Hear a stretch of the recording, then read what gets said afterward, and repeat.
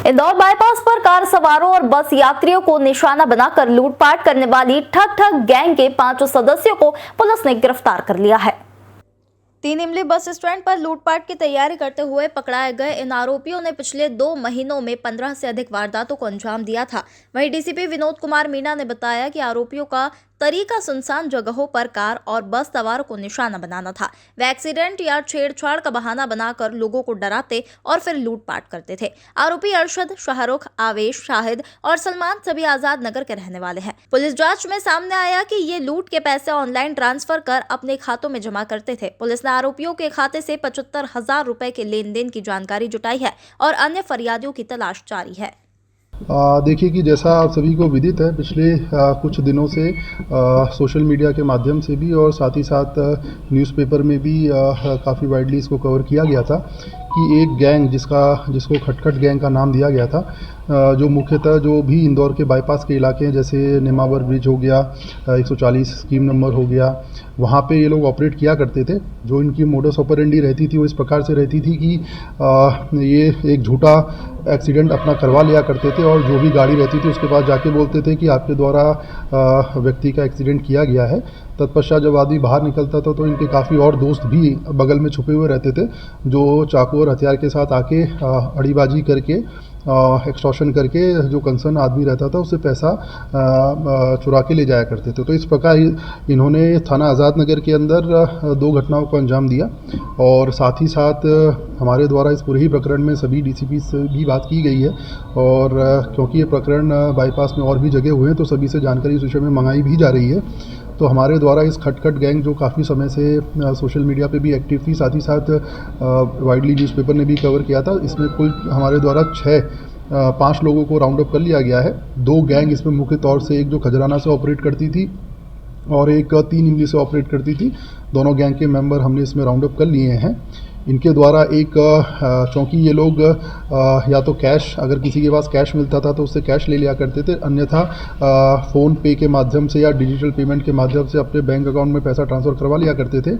उसके पश्चात इनका एक कियोस्क की दुकान का भी एक एजेंट था जो इनके संपर्क में था, जिसके द्वारा एक कैश तुरंत उसको पैसा ऑनलाइन ट्रांसफ़र करके उससे भी कैश ले लिया करते थे। इस पूरे ही प्रकरण में कियोस्क वाला अभी फरार है। बाकी इसके दोनों गिरोह के टोटल 5 आरोपी हमारे द्वारा इसमें राउंड अप कर लिए गए हैं। सर, कुछ पकड़े गए आरोपी ने वो जानकारी दी कि ये कहाँ से इस तरह का आइडिया आया था कि इस तरह से लूटा जा सकता है या धोखाधड़ी की जा सकती है? देखिए, अभी जैसे कि हमने आपको बताया कि इस पूरे ही विषय के अंदर अभी हमने उनको राउंड अप कर लिया है। अभी हमारे द्वारा माननीय न्यायालय से उनका पीआर लिया जाएगा। पीआर के पश्चात जैसा कि आप बता रहे हैं कि ये इन्होंने इस मोडस ऑपरेंडी का चुनाव क्यों किया और ऐसी मोडस ऑपरेंडी ये क्यों करते थे, उसके विषय में और भी फर्दर इन्वेस्टिगेशन के बाद खुलासा किया जाएगा। कितनी वारदातें सर ये अंजाम दे चुके हैं अभी तक?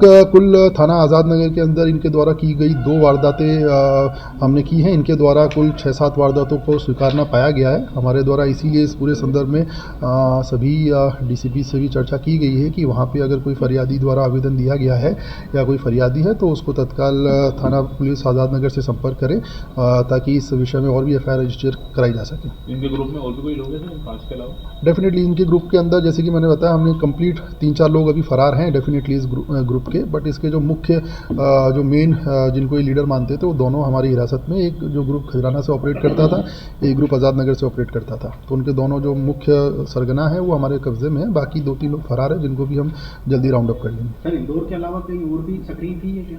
देखिए, जैसा कि आप सही इस विषय में जैसे कि बताया मैंने कि हमारे द्वारा इनका भी पीआर लिया जाएगा, तो काफ़ी प्रश्न हैं हमारे, जैसे कि देखिए, ये मूलतः खजराना के रहने वाले हैं, मूसाखेड़ी के 3 इमली के पास के। तो मूलतः ये दोनों ही इन्हीं थाना क्षेत्र के रहने वाले लोग हैं और इसके अंदर जो, जैसा कि मैंने बताया, जो 2 गैंग ऑपरेट कर रही थी, जो इनसे प्राइमा फेसाई हमने जब इन्वेस्टिगेशन किया तो 2 गैंग का होना पाया गया और उस गैंग के सभी सदस्यों को हमने पकड़ लिया। 4 फरार हैं अभी, जिनको भी हम कुछ ही समय में राउंड अप कर लेंगे। सर, कोई बसूका बरामद है इनके पास? हाँ भैया, इनके पास मोबाइल के अंदर जो, चूँकि जैसा कि मैंने बताया, इनके द्वारा कैश, इनकी पहली प्राथमिकता कैश रहती थी। दूसरी प्राथमिकता, अगर कोई कैश नहीं दे पाता था तो फ़ोन पे से भी ट्रांजैक्शन कर लेते थे। तो हमारे पास इनके मोबाइल का जब डेटा एनालिसिस किया तो 75,000 रुपये का हमारे पास इनका कैश का ट्रांजैक्शन, ऑनलाइन ट्रांजैक्शन भी हमको मिला है। बाकी इनसे कैश भी हमने सीज़ किया। तो जो क्यूआर सेंटर है जो एक ही है या अलग अलग तरह के जो सेंटर? फिलहाल नॉर्मली अभी इनका द्वारा एक ही कियोस्क सेंटर के विषय में बताया गया है।